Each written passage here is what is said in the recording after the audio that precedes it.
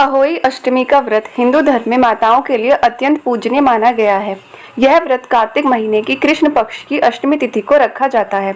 ऐसा विश्वास है कि इस दिन अहोई माता की आराधना करने से संतान की लंबी आयु होती है और जीवन में सुख समृद्धि बनी रहती है। अहोई माता को देवी पार्वती का ही रूप माना गया है, जो संतान की रक्षा करती हैं। अहोई अष्टमी हिंदू धर्म का एक महत्वपूर्ण पर्व है, जिससे मुख्य रूप से माताएं अपने बच्चों की लंबी उम्र, स्वास्थ्य और सुख समृद्धि की कामना के लिए करती हैं। यह व्रत कार्तिक माह के कृष्ण पक्ष की अष्टमी तिथि को पड़ता है।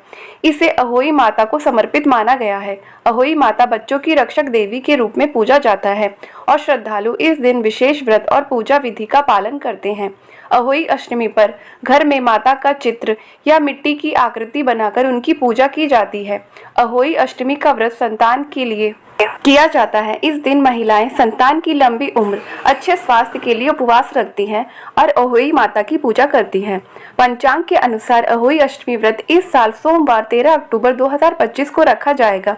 इस दिन कार्तिक कृष्ण पक्ष की अष्टमी तिथि रात 12:14 से शुरू होकर अगले दिन 14 अक्टूबर सुबह 11:09 तक रहेगी। पूजा का शुभ मुहूर्त शाम 5:53 से 7:08 तक रहेगा और तारे को देखने का समय शाम 6:17 पर रहेगा।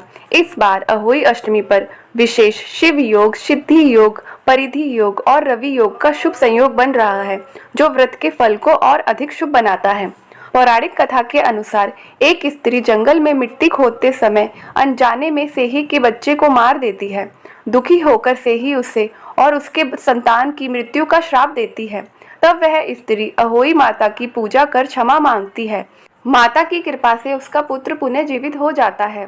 तब से अहोई अष्टमी का व्रत संतान की लंबी उम्र व सुख समृद्धि के लिए रखा जाने लगा। अहोई अष्टमी केवल धार्मिक व्रत नहीं, बल्कि माँ के प्रेम और समर्पण की भावना का प्रतीक है। इस दिन माताएं अपने संतान की दीर्घ आयु, उज्जवल भविष्य और अच्छे स्वास्थ्य की कामना करती हैं। इसलिए यह व्रत मातृत्व, श्रद्धा और पारिवारिक बंधन को मजबूत करने वाला पवित्र अवसर माना जाता है। अहोई अष्टमी के दिन माताएं सुबह जल्दी उठकर स्नान करने के बाद सूर्य देव को अर्घ्य देती हैं। इसके बाद निराजल व्रत रखती हैं और पूरे दिन भोजन या जल ग्रहण नहीं करती। शाम के समय शुभ मुहूर्त में अहोई माता की प्रतिमा या चित्र के सामने दीपक जलाकर पूजा की जाती है। पूजा में चांदी की अहोई, सेही और उनके बच्चों का चित्र बनाकर आराधना की जाती है। तारे दिखाई देने के बाद माताएं जल अर्पित करती हैं और व्रत का पारण करती हैं।